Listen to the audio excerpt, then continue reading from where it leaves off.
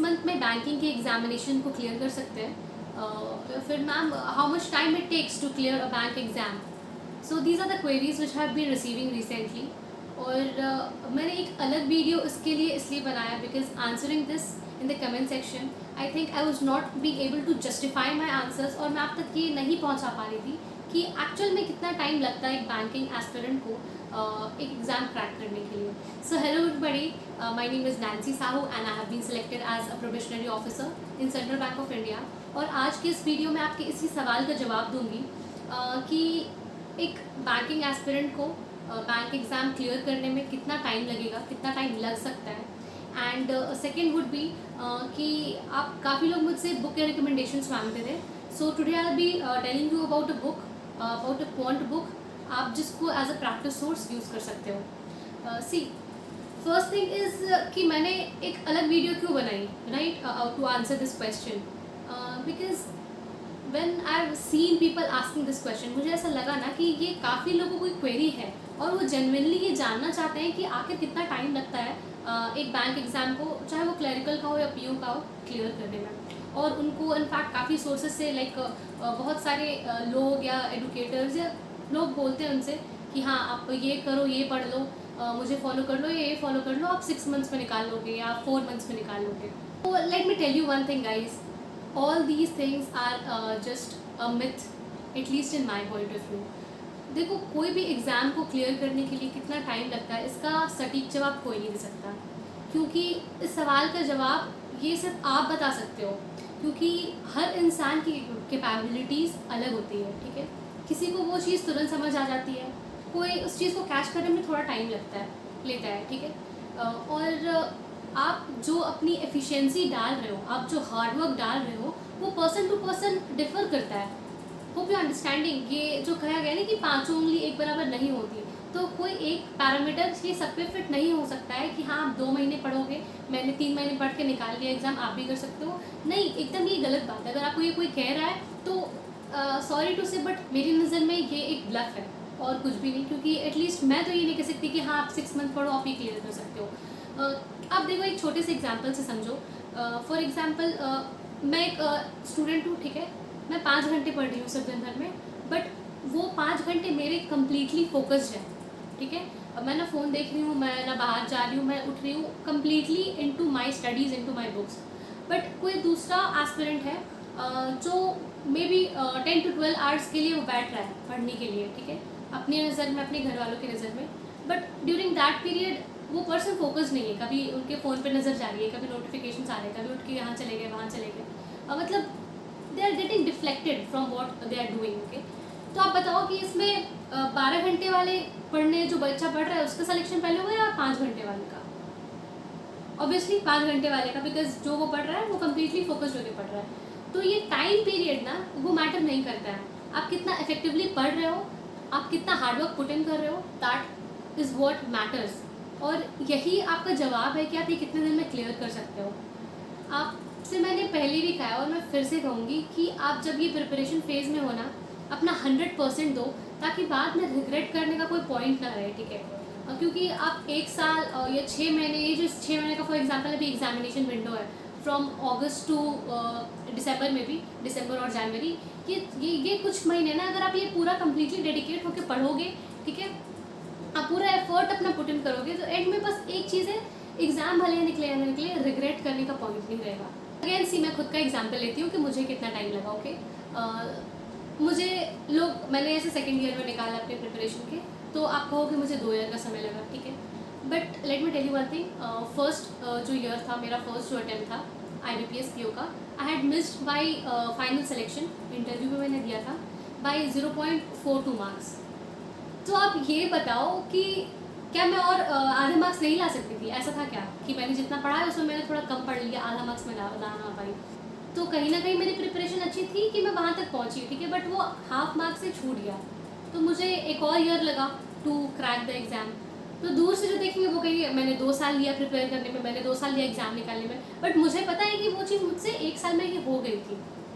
So hope कि आप ये चीज़ समझ रहे होगे कि इस सवाल का कोई जवाब नहीं है। प्लीज़ ये सवाल दूसरों से पूछना बंद करो, ये सवाल खुद से पूछो कि मुझे कितना टाइम लगेगा, मुझे कितना टाइम देना है।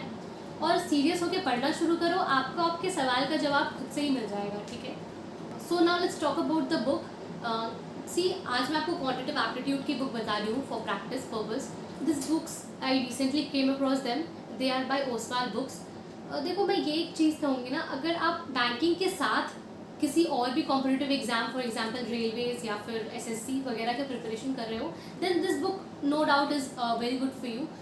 क्योंकि सी, ये कम्प्लीटली बैंकिंग पे फोकस्ड नहीं है, I be very honest with it. इसमें एसएससी के क्वेश्चंस भी है, सिलेबस वाइज और फिर क्वेश्चन वाइज, सब में एसएससी और दूसरे एग्जाम्स भी इंक्लूडेड है। बट अगर आप साथ में 2-3 एग्जाम्स और कर रहे हो, देन आई वुड सजेस्ट कि आप ये बुक एक बार चेकआउट कर सकते हो, ठीक है। So in the video, further in the video, I will discuss about the important aspects जो ये बुक आपको ऑफर कर रही है। okay? इसके इम्पॉर्टेंट फीचर्स के बारे में बात करते हैं कि what are the things this book is going to offer you, ठीक है।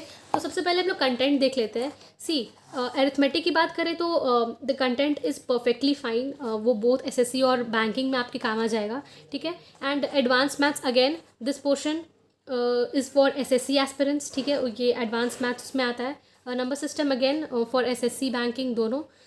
एंड सी, अगर बैंकिंग की बात करें तो स्पेशलाइज्ड अगर है डेटा इंटरप्रिटेशन, द चैप्टर जो कि बैंकिंग का एक इम्पॉर्टेंट रोल प्ले करता है, वो भी काफ़ी डिटेल में डिस्कस की गई है, ठीक है। तो अगर आप एक प्रैक्टिस के लिए बुक ढूंढ रहे हो, then this book is gonna work for you, ठीक है। अगर यहाँ पे अगर अनदर फीचर की बात करें तो यहाँ पे सिलेबस लिस्टेड है, जो भी मेजर कॉम्पिटिटिव एग्जाम्स हैं उनके। एसएससी के सिलेबस है, LIC, IBPS, PO and clerical exam, okay. So talking about the next feature, see guys, the trend analysis of the latest exams are given here. क्या weightage रही है कौन से question की, कौन से चैप्टर की किस एग्ज़ाम में, it has been mentioned in this book as well. So अब सबसे इम्पॉर्टेंट फीचर्स के बारे में बात करते हैं। See, this book gives you the important formulas and tricks of all the required chapters at one place. मुझे एक चीज़ जो इस बुक के बारे में अच्छी लगी ना, कि बहुत ज़्यादा फार्मूलाज मेंशन नहीं है। कभी कभी होता है कि n नंबर ऑफ फार्मूलाज रहते हैं जो कि बेनिफिशियल नहीं होते हैं। अब सब कुछ याद कर लोगे, अब सब भूल जाओगे, there is no point. But हाँ, जो भी रिक्वायर्ड फार्मूलाज है इस बुक में काफ़ी अच्छे से लिस्टेड है। सी, अगर एग्जाम्पल के तौर पर मेंसुरेशन चैप्टर की बात करें तो जितने भी squares and perimeters, volume, cubes, curve, surface area, ये सारे एक जगह में मेंशन है, तो आपको बहुत ज़्यादा ढूंढनी नहीं पड़ेगी, लिखनी नहीं पड़ेगी, आपको सारी चीज़ें एक जगह में ही मिल जाएगी। सो यू कैन सी कि कॉन्सेप्ट्स काफ़ी अच्छे से समझाए भी गए हैं जहाँ पे कॉन्सेप्ट्स की ज़रूरत थी।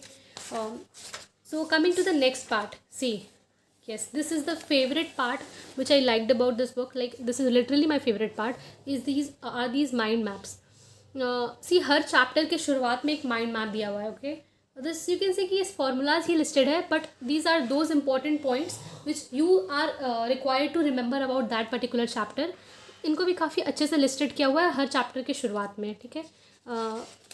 सो talking about the next thing is this.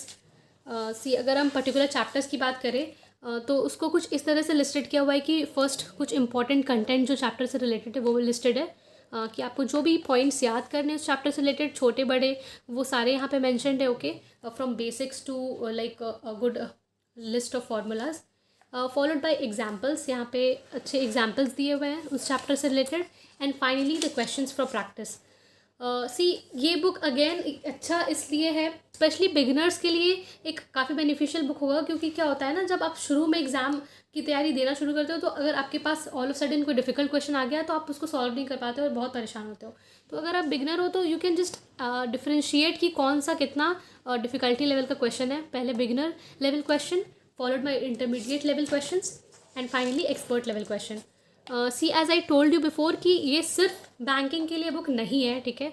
As you can सी कि यहाँ पे एसएससी के प्रीवियस क्वेश्चंस भी दिए हुए हैं। See, the questions which are given for practice majorly सारे प्रीवियस क्वेश्चंस ही दिए हुए हैं। एसएससी बैंकिंग आपको स्कैटर्ड वे में वो चीज़ें मिल जाएंगी, okay. So if you are preparing for both the examinations you can go for this book. Solution with detailed explanation is also given in this book. You can see काफ़ी detailed way में समझाया गया है whatever the process of arriving at the answer is, okay. So hope that you will like this book. So guys, the link is mentioned in the description box. आप खुद से जाके ये book check कर सकते हो, and if you like it then you can purchase it as well. So hopefully I have answered the queries what you had regarding कितना time लगेगा, ठीक है. And I have also suggested book it to you. Hope that these might help you. और just subscribe to my channel for future updates guys. और अगर आपके पास कोई भी क्वेरी हो then please feel free to ask in the comment section. मैं कोशिश करूँगी आपको आंसर करने की.